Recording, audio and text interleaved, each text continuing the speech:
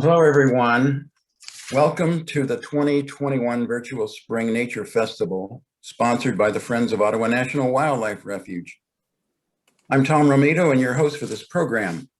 I'm a board member of the Friends of Ottawa National Wildlife Refuge, and we are the fundraising arm of the refuge.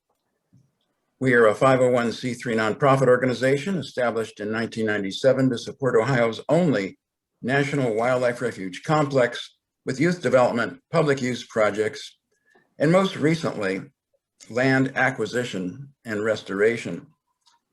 The refuge is located in the western basin of Lake Erie, halfway between Port Clinton and Toledo, in some of the most critical wetland habitats in the world. If you are interested in learning more about us and what we do, please use the link I have already placed in the chat box.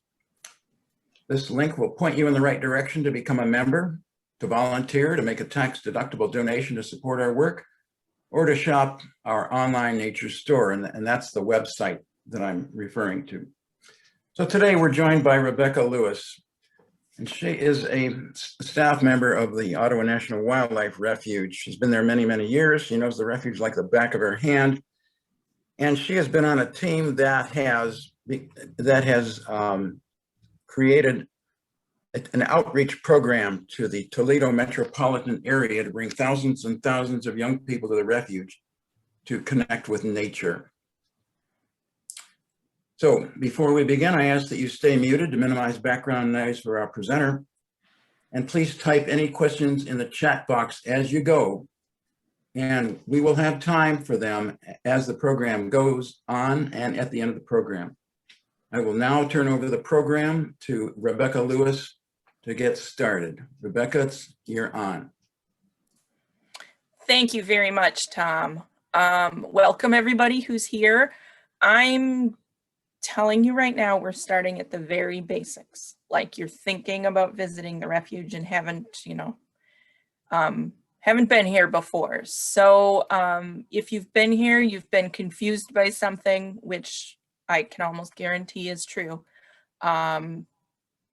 Put your questions in the chat and I will happily answer them. Hopefully, I'm even going to pause after I talk about each new part so that I can get your questions answered when it makes the most sense. So one important part that helps relieve a lot of confusion is just what's in our name. We're called the Ottawa National Wildlife Refuge because we're in Ottawa County, or that's where the main part of the refuge is. And it was named for the predominant Native American tribe in the area. I've had some confusion. Number one, people think we're a county agency. There's an Ottawa town in Ohio. I was at a meeting one time and people thought we were from Canada. So just Ottawa in itself can cause a lot of confusion. National, we're a federal agency. That just comes, into play when you're trying to figure out who to ask a question. We might know state hunting laws, other state regulations, but we are not the agency that's in charge of that. Wildlife, our primary concern is habitat for native wildlife. We had some laws come out some time ago that allow us to also manage for priority public uses, which lets us have a lot more flexibility in opening up for people to come out and enjoy the refuge. But our primary concern is habitat for native wildlife, and we're a refuge. It's a place for migratory birds to rest and refuel when they're migrating. So the National Wildlife Refuge System, there are 567 National Wildlife Refuges across the country. That is a pretty nice number. I remember when they hit 500, and that was, I believe, Canadian Valley in West Virginia. So we are part of the U.S. Fish and Wildlife Service, and that is under the Department of the Interior. The Department of the Interior has 11 bureaus. You've probably heard them and probably haven't heard of some others. We have the Bureau of Indian Affairs, the Bureau of Land Management, the Bureau of Trust Funds Administration, and then the one I'm sure none of you have heard of, the National Park Service. And that one can cause a few issues because, you know, people get it. They know who we are, and they think we're a national park, and that is not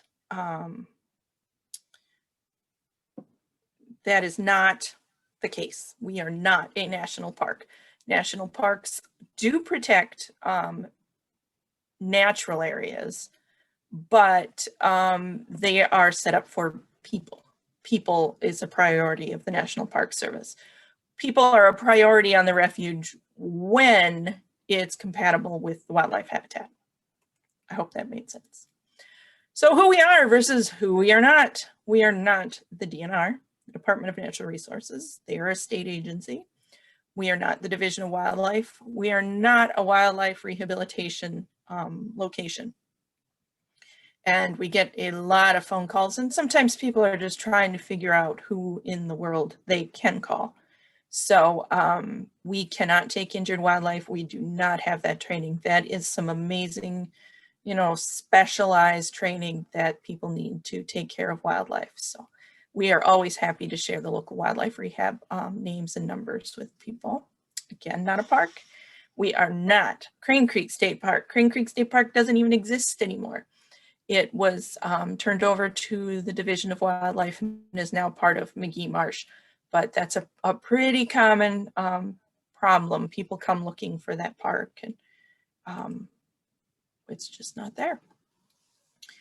So we always talk about being the Ottawa National Wildlife Refuge, and we are the only refuge in Ohio, but really we're not. We are a complex of 3 refuges. West Sister Island was started in 1937, and we are not going to talk much about it today because it is not open to the public. You can boat around it, but it is not legal to set foot on the island. It is protected as Ohio's only federally designated wilderness area, and it is closed for the protection of the largest wading bird nesting colony in the United States Great Lakes.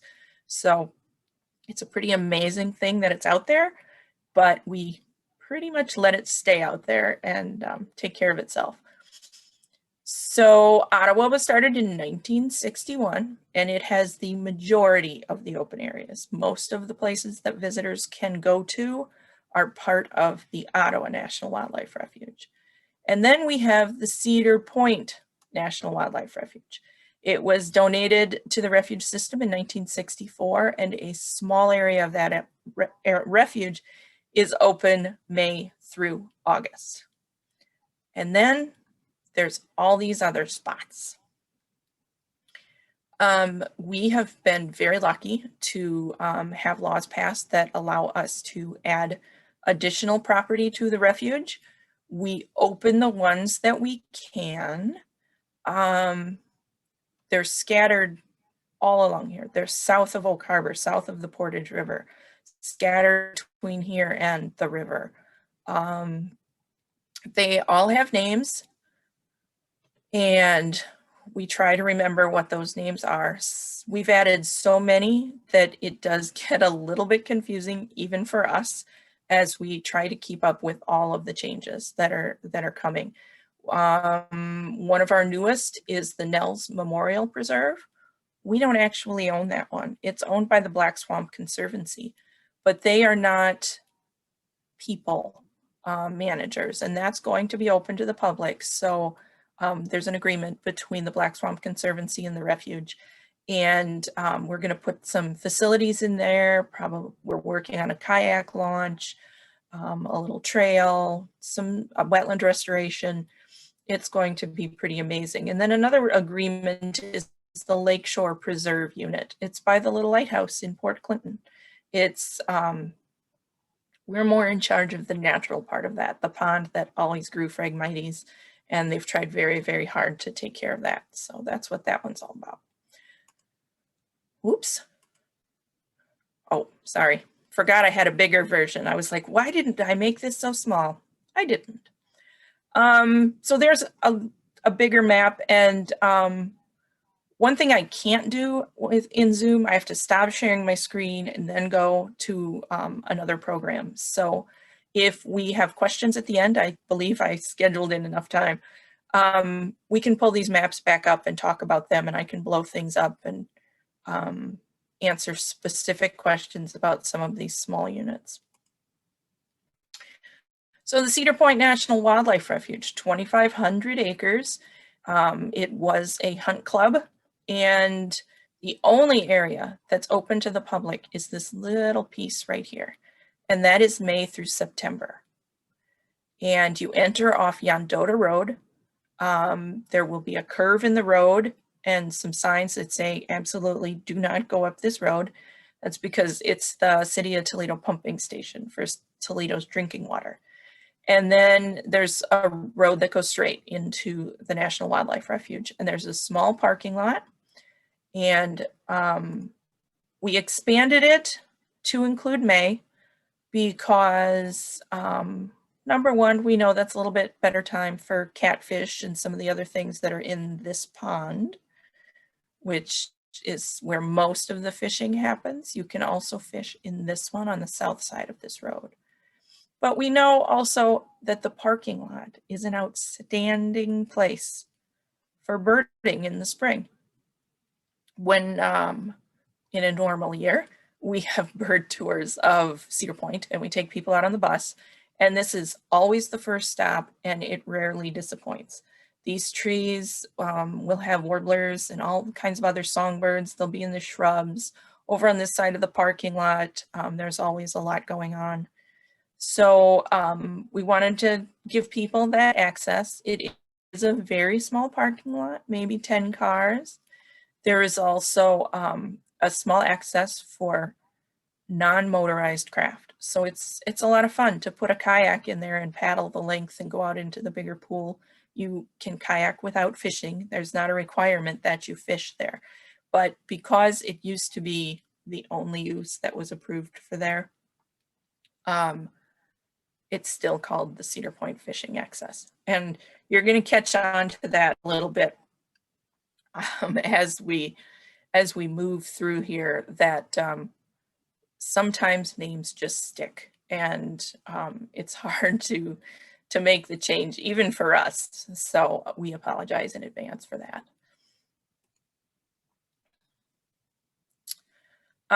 Next up, we're going to move right over to Ottawa because that's where so much happens and a lot of confusion happens also. So what we have at Ottawa are the main hiking trails. And these are the ones that have been there since the beginning, as far as I know. I've been here a long time, but I haven't been here since the beginning. So you enter Ottawa off Route 2, across from Lickert Harder Road, and you can either go to the left and go to the visitor center. It's a large green building with a large parking area, or you can go to the right.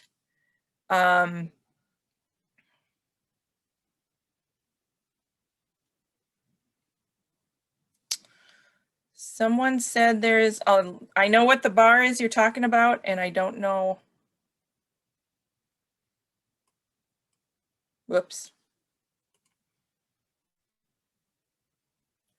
I don't know how to make it go away.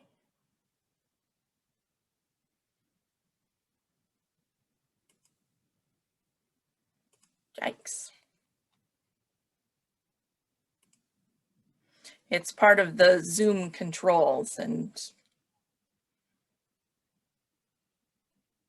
it doesn't seem to want to move, but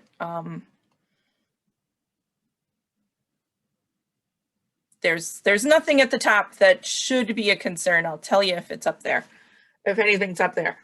Or you can go to the right and you go to our old parking lot. We used to have a small brown building up here. That was our offices, and that was our parking lot. Here is the main part of the hiking trails. And then there is also a wildlife drive. So I'll hit each of those.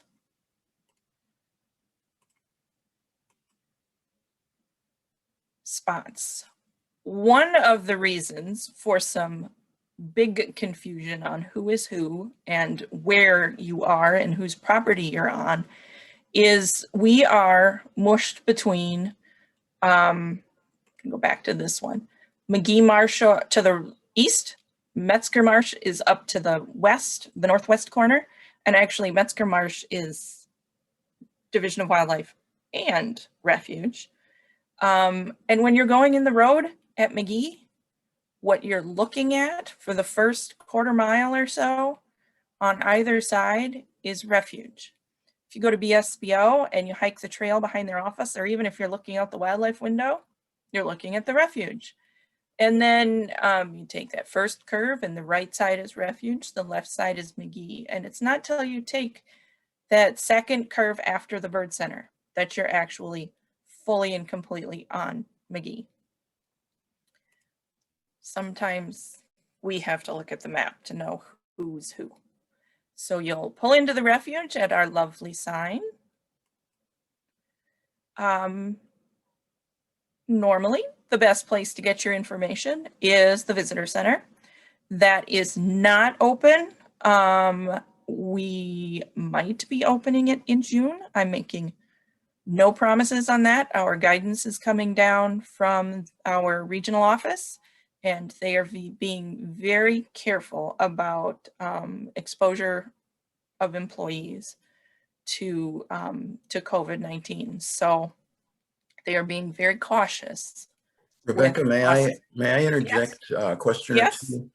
You were pointing out the features of the Refuge in a couple of slides ago, and one of our participants has asked the question, why are the pools drained and filled? Can you address that, please?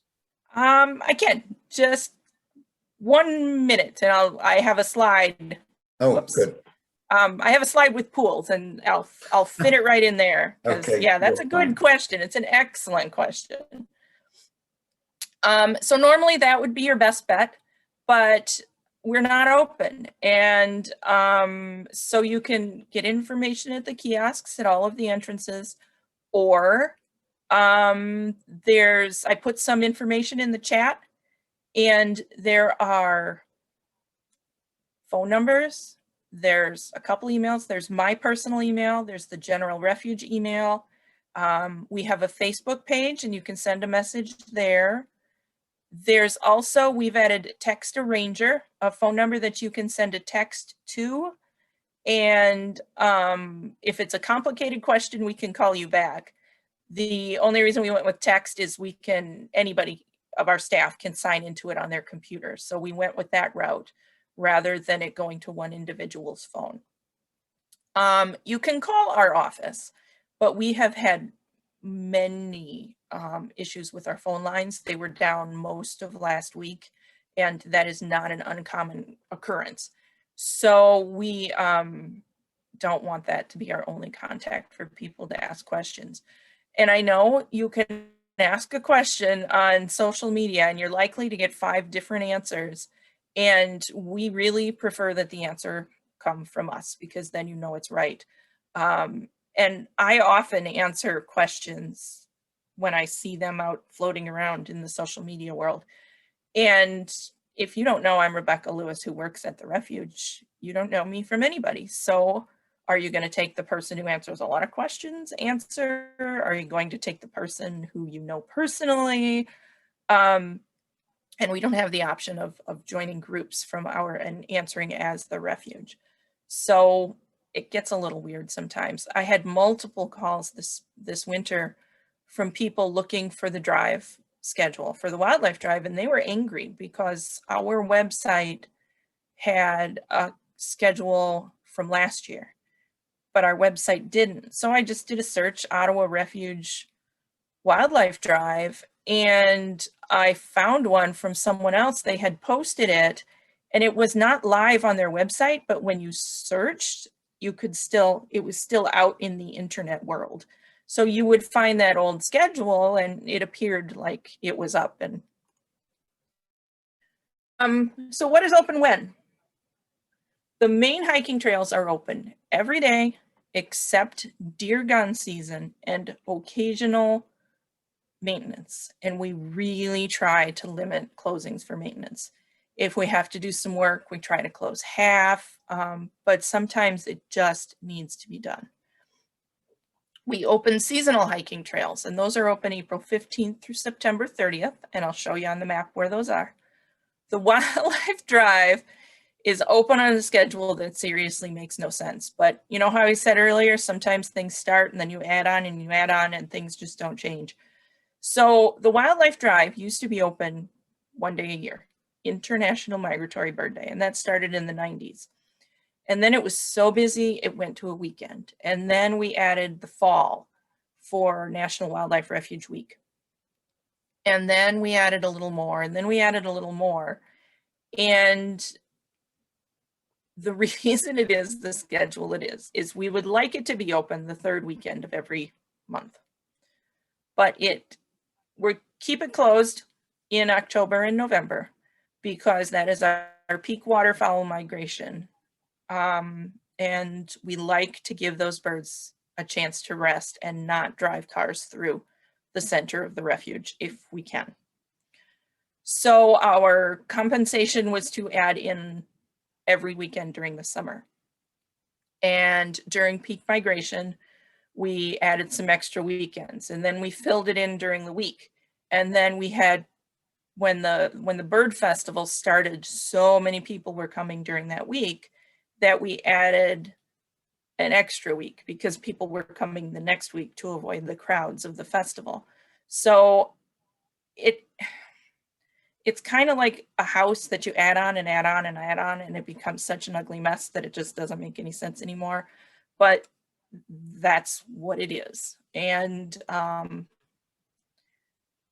we know it's hard to just know it's going to be open this date, but we always keep that schedule on our homepage of our website so that it's easy to find and you can check those dates and make your plans accordingly.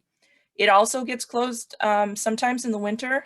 We get some snow, and then we get warm weather, and then we get freezing, and it freezes to solid ice.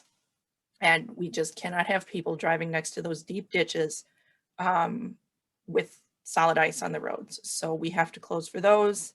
And then we have Lake Erie that occasionally comes up and covers the refuge. And we definitely have to close for that. So we try not to. It is not a decision we take lightly, but that's what happens. And again, if you ever have a question, just ask us. We like to explain these things to people. We don't like to keep our decision-making a secret. A lot of those new properties that we've added are fully open. They're open 365 days a year, and they're open to all of the approved uses. Not everyone has fishing because not everyone has a place to fish. But that does mean they are open to public hunting. And we want everyone to be aware there aren't trails, they're just open. So we only have one, it's the Turkey Run unit that has turkey hunting on it, but because it's the only one with turkeys. And they hunt turkeys in the spring. So that could be a conflict, and we are trying very hard to make everybody aware that there's hunting on those refuges. The visitor center currently closed, but when it is open, it's open from 9 to 4, 7 days a week, and then it's closed most federal holidays. And the reason for that is we get about 2 people on Martin Luther King Day in January. You know, it's not a big visitor day, and it just was not worth paying somebody holiday pay to keep the visitor center open for a Monday in January. So we do close on those, but we're open Memorial Day, 4th of July, Labor Day. The rules: we're open dawn to dusk. The Wildlife Drive opens at sunrise, closes at sunset. Entrance closes 1 hour before sunset. Stay on the trails, no collecting. So can't pick berries, mushrooms, feathers. If it's on the refuge, if it's not garbage, it stays on the refuge. Harassing, we want to stay away from nests. don't chase the geese, things like that. They'll chase you, but you know. And just don't, for whatever reason, keep nature safe. If you want to get that perfect photo, try to move somewhere else. We don't break branches to get photos and things like that. Currently, masks are required when a 6-foot distance cannot be maintained. All right, so we're back to the hiking trails. This map is available at this link. It can be found a couple different ways on the website. I don't remember if I sent you that link, Tom, to post in the chat. But if I click it from here, it just goes to a gray screen. I have to stop sharing, go to it and reshare. So we can do that later if we need to. I'm going to talk first about when you enter the refuge. I said you can go over here to the big parking lot. There are restrooms available when the visitor center is closed. They are flush toilets with a real sink with running water and soap and everything. Had a little difficulty this spring trying to keep up on the toilet paper situation, but we think we solved that. And then there's this other parking lot over here, and that leads out to these hiking trails. When I said we have seasonal trails, they are the ones that are red with a green dot. And it's hard to see until you zoom in on this, but it's easier to see on the printed map or if you zoom in. So this one is a seasonal trail. You could always walk the dike at Metzger, but we opened it beyond that point. And you can go all the way to here if you're up for the hike. And that is the mouth of Crane Creek. The estuary trail is seasonal because you can only get there when McGee is open. The trail to walk up to McGee, or up to the estuary trail, which is about 1.5 miles one way, is open April 15th through September. Woody's Roost. It's in that seasonal trail. We really only close it during duck hunting season because it's surrounded by duck hunting. And then this poor little trail gets closed a lot because there's a bald eagle nesting right in the middle of it. So if you don't go to the visitor center and you choose the other direction, you'll end up at the trailhead parking lot, which gives you access to over 8 miles of hiking trails. There's a pit style restroom. It sounds so nice when you say it like that. An informational kiosk, picnic tables, and the woods next to this parking lot on spring days when the wind is coming off the lake and it's miserable and cold and probably raining and you want a break from the boardwalk. Well, this year anyway, the birds tend to move back off the lake. So you'll find them in the woods a little further inland, and that woods can really be a great place to find a lot of spring songbirds. And then you'll hear it called a million other names. The old parking lot, the gravel parking lot, the one at the end of the causeway, the one by the maintenance area. We tried to come up with a name that made sense. And that's the only reason to really go to that parking lot is to go out onto the trails. So it's the trailhead parking lot. And then that is right here. Whoops. And here is the visitor center in that parking lot. And there's a whole bunch of little trails that wind around. Here is our boardwalk, which is not to be confused with the boardwalk. If somebody's talking about the famous boardwalk in this area, they're talking about the McGee Marsh boardwalk. But we do have a short 1/3 mile loop. And if I'm at the refuge or from the visitor center and I'm looking for warblers, I'm going to go check in here. It can just be amazing. Not always. It's, you know, nature is what nature is, but there's a lot of very nice stone trails that wind through the woods here. And you can hike from one parking lot to the other.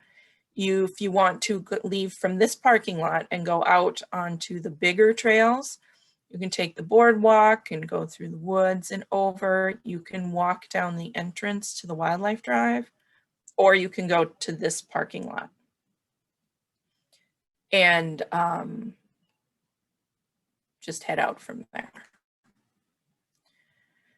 So this is a lot of what the area on the wildlife drive looks like. It is open marshes. There's a variety of different levels of vegetation and trees and things in there.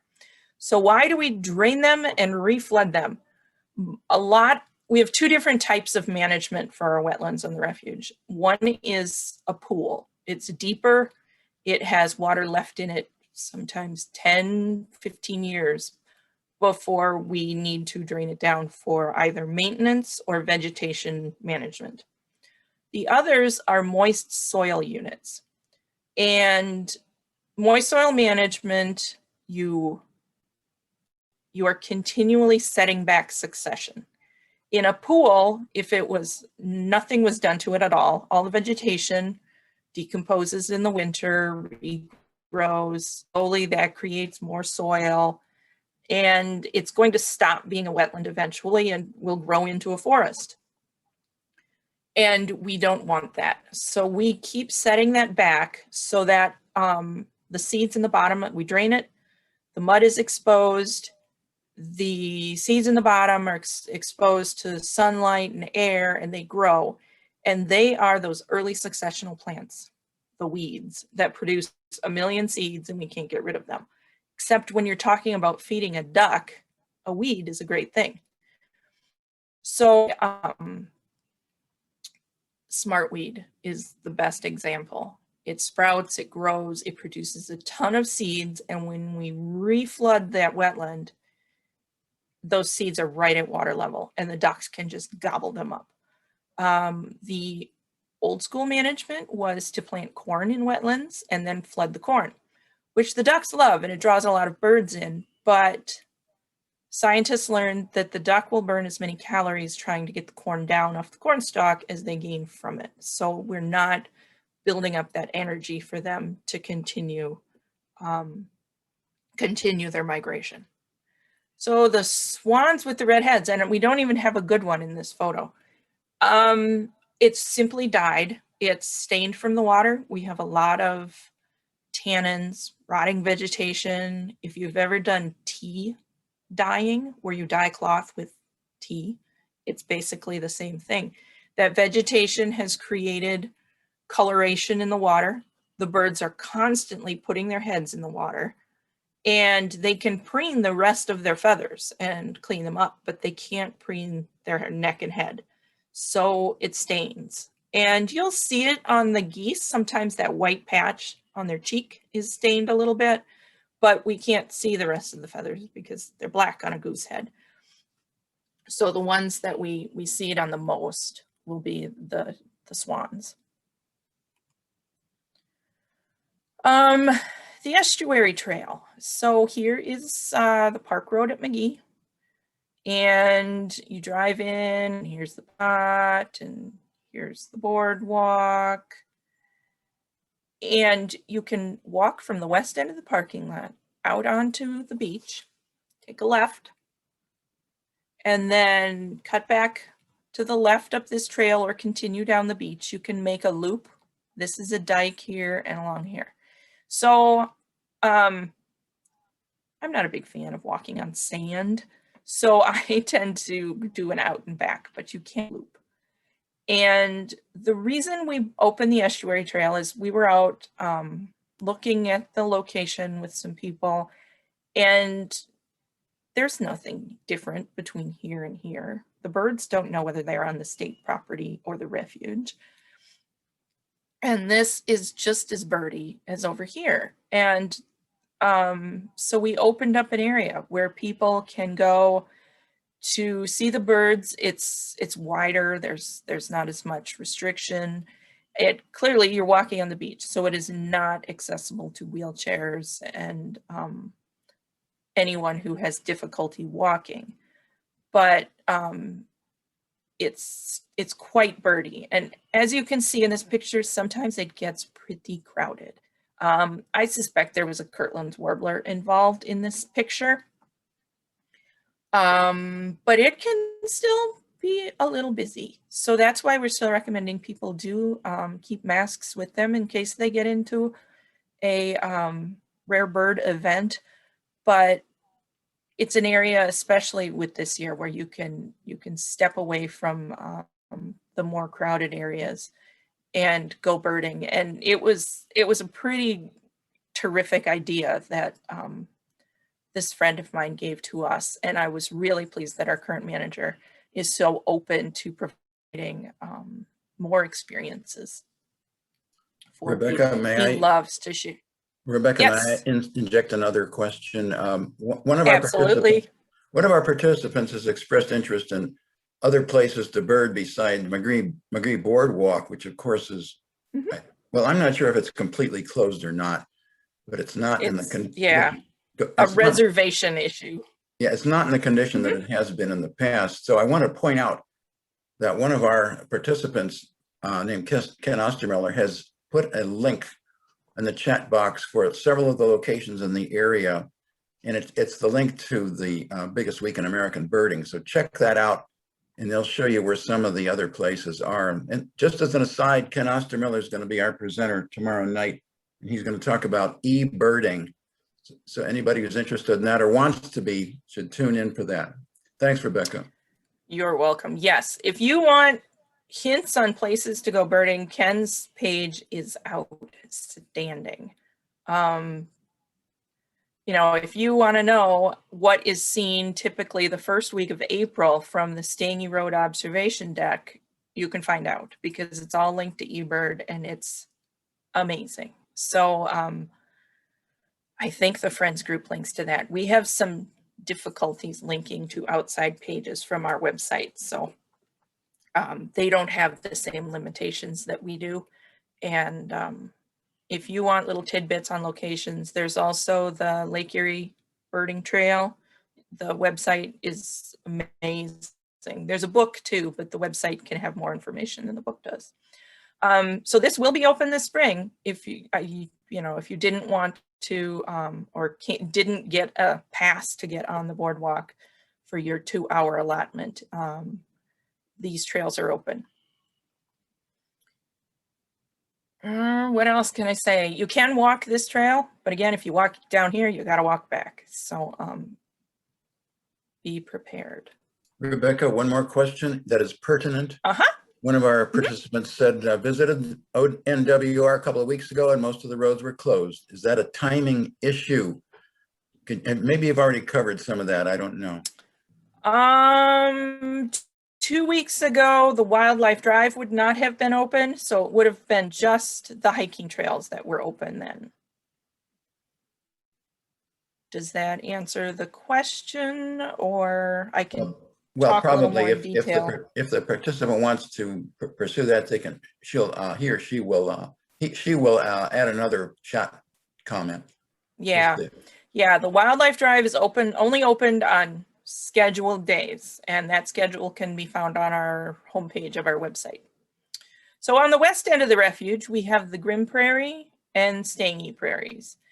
And Stangy Prairie is just a parking lot and an observation deck. There's no hiking trails, but it's a nice tall deck. You can usually see out here into MS7, which, on a side note, for anyone who's local, they do hope, weather permitting, to burn this tomorrow. And then we're going to get some rain. So typically a fresh burn with a little water on top is great for shorebirds. So just hop up on that deck and scope this next weekend maybe.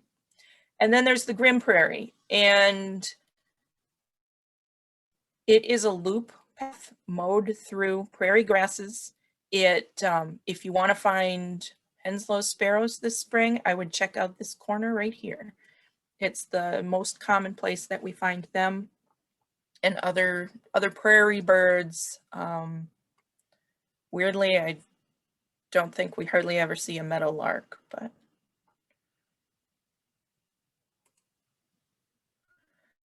the Wildlife Drive. So you enter the Wildlife Drive off the main parking lot at the visitor center. And you drive north a little bit. And then, whoop, my cursor went away. Then you'll head west down Crouse Road, and this is not the most exciting part. It starts slow at the beginning, I'll be honest. But then you move into the wetlands and the prairie, and then you curve and you go north and you cross Crane Creek.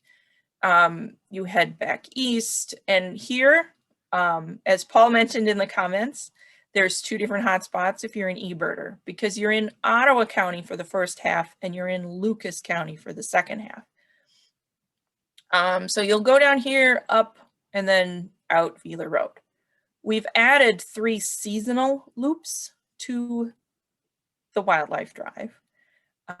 This one goes around MS5, did a lot of work, put in parking spaces, improved the whole road, and then a bald eagle built right over the road here.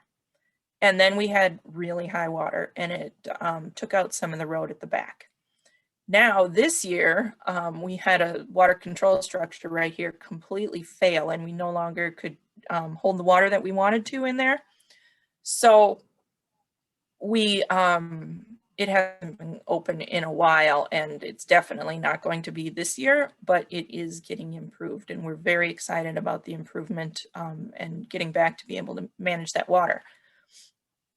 There's this loop, which goes around Pool 3, and if it's open alone, you drop down, you come out here. If this one is also open, we typically take people out here, and this one you can come down and out. We added something a couple years ago because it can get very busy on the Wildlife Drive. And if you're the poor unsuspecting person who doesn't know what they're getting into, you know, the family out for a Saturday drive, yeah, let's take the Wildlife Drive, and it's a, you know, busy day in May, and they get to here and they've been out here an hour. Or maybe you signed up for a program at the festival and you need to get there, or as happened once, you're a presenter at the festival and thought the Wildlife Drive would be a nice thing to do before your program. You can sneak out. We put 2 extra exits in here, so you can sneak out Crouse Road. Right here, you can cut off to the left and exit County Line Road. And the extra spots on the refuge that were kind of unknown before that. I don't think a lot of people take that one, but some days there's things to see down there. So that's the Wildlife Drive. And as I said earlier, it's only open on that very specific schedule. But there's always something to see. This loop will be open in May, provided we don't get flooding. So I know this corner here can be really hot for spring songbird migration. You know, it's that same effect. They pile up along the lake, and we see a lot of great songbirds right in there. Sorry, that's the boss unit. I don't know how to make that go away. Whoops. I know how to bring more stuff down, clearly. So right here is the refuge entrance. Here is the entrance to McGee. And this is Benton Carroll Road. And there's a 40-acre section right down here. A little bit of trees in the corner. There's an eagle's nest. And then they did put a dike here so we have more control of the water. When we first bought it, the dike wasn't at the back, and if we flooded, we had to keep it real shallow because it would flood into the neighbor's corn. And luckily he was super nice and he didn't mind if it stayed a little wet in the spring, but having water in this unit provides good migratory shorebird habitat. And that is the goal of this unit, is to manage for spring shorebirds. There's a high section down at this end that we've planted some trees in also. But it is simply, the only access on this one is a parking lot and a short deck. And short, I mean low to the ground. It's a low deck. It's pretty long.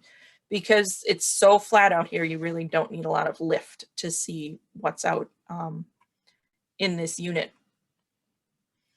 We might add a trail to this one at some point, but we have so many other projects that it's not on the priority list right now. Oh, there's our kiosk. The Middle Toussaint, it's one of those new ones. And it is this section here. It's all of this, not that person's house, and then down there. So most of this has been planted to trees. It's pretty high ground. There's a small parking lot here. And then there is a trail and a boat launch. So you could launch, just paddling launch. So you could launch a kayak or canoe into the Toussaint River. This is North Toussaint Road. And it's just down Benton Carroll a little ways further past Boss. It's easiest to find by GPS coordinates because our parking lots don't have actual addresses. And if you park in this parking lot, which is new enough, it's not even on Google, and you can put your boat in here across the road and then go park in there, or you can just park there and you can hike along this dike along the river. It's a pretty nice little place, flooded wet woods. It's stuff you don't get into in other places on the refuge. And then the last unit I'm going to tell you is the turkey unit. And it does not have any trails. It has a parking lot and a kiosk. It is open to all hunting. It's the same rules that you would encounter at any of the wildlife areas that are open to public hunting here in the state. So hunters can be there, but birders can be there. You can just go, you know, wander around in the woods if you want to. It's a mixture of wetlands and woods. Clearly it's a little bit different because it's the only place where you might possibly find a wild turkey on our refuges, but it is south of Oak Harbor, south of the Little Portage. It's a fair number of miles from the main refuge, but if you're looking for something a little different in a new place, that's a good one. So that is it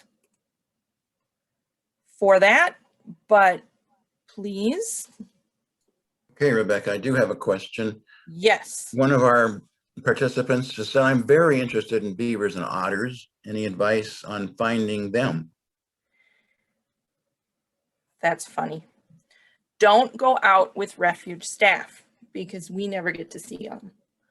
And that seems like it might be a joke, but it's not. We don't get to see them. I don't believe any refuge staff have ever seen an otter on the refuge. We do get to occasionally see beaver. So go out early. We usually have some people who enter the wildlife drive at sunrise and they see them. Somebody saw one right, that first section of the wildlife drive that you drive north and you turn left onto Krause Road. There was one seen there. We do have beaver active in just about every wetland unit on the refuge. They are most active at dawn and dusk. So that's when you're going to see them.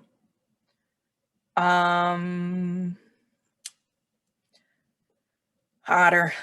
There's the northeast corner of the hiking trails, which is Unit 2B, and then the actual creek through the refuge. The ditch along County Line Road and then the ditch along Vila Road are the three most likely locations to see them. We have a number of volunteers who've seen them. Can you repeat the ditches? Occasionally, sorry, what?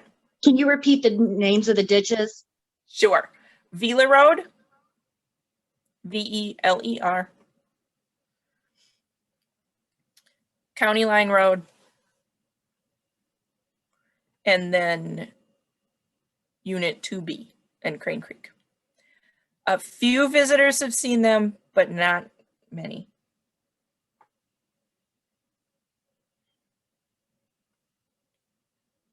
Well, okay, folks, we're at a good time to take any other questions that anybody may have. If you have a question that we haven't touched on, just unmute yourself and ask away.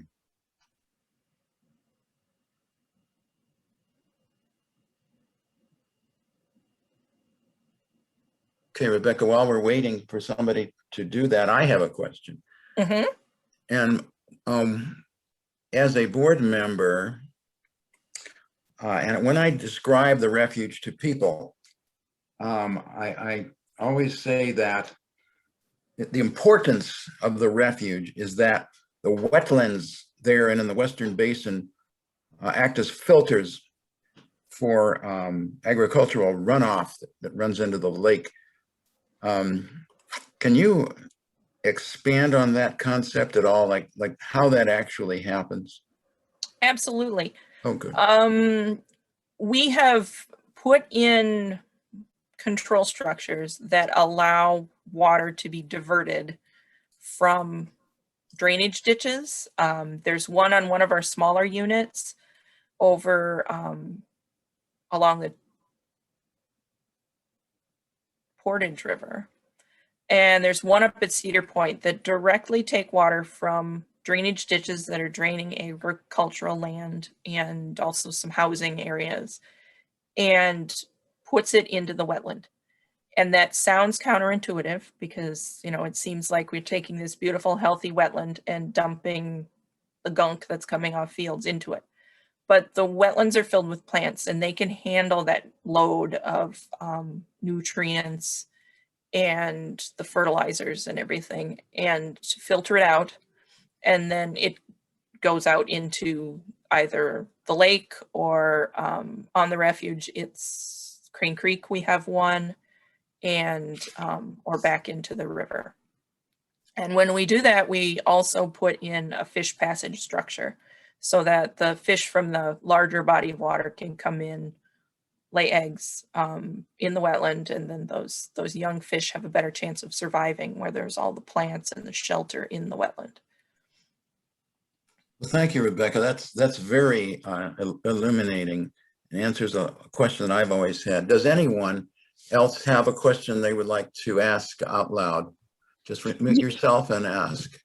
Yeah, I am a member of the Coast Guard Auxiliary, and I'm helping them to, or at least my flotilla here locally, to get their kayaking program or paddlecraft program off the ground. But I was wondering, do you, and I'm a new auxiliary member, so you guys may have something in line that I'm not aware of, but is there any training that you offer for, you know, environmental conservation or anything like that that may be useful to auxiliarists while they're out on the water?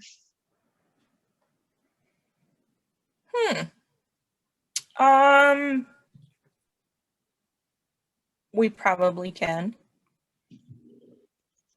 Send me an email. Did you get my email at the top? No, I did not. Okay. If you go in the chat at the very top, there's it's just Rebecca_Lewis at fws.gov. And then we can connect and we can try to figure out if there's something we can help you out with. Okay. I do not. I joined late, so I do not see your Okay. email. It's REBECCA. Here. Lewis. There. I sent it again. Okay. Thank you. You're welcome. And as has been hinted at this, I've worked at the refuge a long time, and I can talk forever. And I, you know, at first I thought when I was putting this together, I'd be able to talk about all of our new units. You can't do that in an hour. There's so much to say about everything. So I went with the very basics with the intro and stuck with that. But if anybody has any questions about the other locations, you know, drop me an email. I wouldn't call the office, but you know, find us some way, Facebook message, however, and I can help you with that. Okay, one other question, Rebecca. Yep. This is Kelly Rudolph again. I also lead the Northwest Ohio River Runners group paddles. Is there any places that you are trying to get more kayakers out to? Or would you prefer not having a ton out there? There's no places that we need or we're trying to limit. We're just trying to provide more access, Okay, if that makes sense. We do, we applied for a grant that we have our fingers crossed to put in a fully accessible kayak launch at one of our properties. And it's on it would connect with the water trails over by Catawba Island and the east end of the county. oh, that would So be we're very- great. We're very hopeful about that. That would be great. And you're talking about kind of like the one that's out at Howard Marsh? The wheelchair accessible? Yes, Okay. trying to picture that one. It's got rollers and it's very Yeah, very large, so wheelchair accessible. I don't like their roads, so I don't drive in there very often. Yeah, I don't think anybody likes their roads.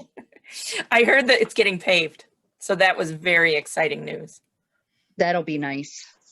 Well, ladies and gentlemen, it's the top of the hour, and I would like to thank the speaker and everyone for joining us. And as I pointed out earlier, we have a full program calendar of presentations between now and early June, a total of 25. And that's available at a link that I put in the chat, the one that says Seek Refuge Days. And I would also encourage you to take our survey, the link for which is in the chat. And we want you to let us know when you've completed. I want you to know that when you've completed it, you will have access to a special coupon code for the Rookery Nature Store online. And I encourage you to check out our store that way. Now, for everyone who participated, you will get a recording in the email of this presentation. Even if you aren't here, but if you registered, you'll still see the email with the recording on it. So I would like to thank everybody again and bid everybody a good day, a good spring. Register for more presentations because they're going to be good. I'm sorry, could you add that link to the sign up for all of the classes again, please? Yeah, it's on the link and I'm pointing to it right now. It says www.friendsofottawanwoRG/seek-refuge-days. HTML. Do you see that? No, I do not. I only see your picture. Interesting. In the chat, it's in the chat box. Let me see if I can grab it. Okay.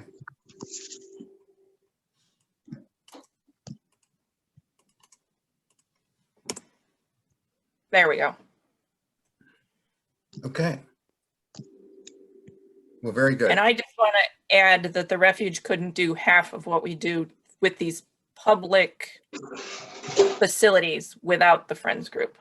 Most of our funding for it comes from them. Good. Well, thank you very much for that, Rebecca. Well, thank you. You're welcome. Sign off whenever you're ready. Rebecca and I are going to stay on and just chat afterwards when everybody's gone.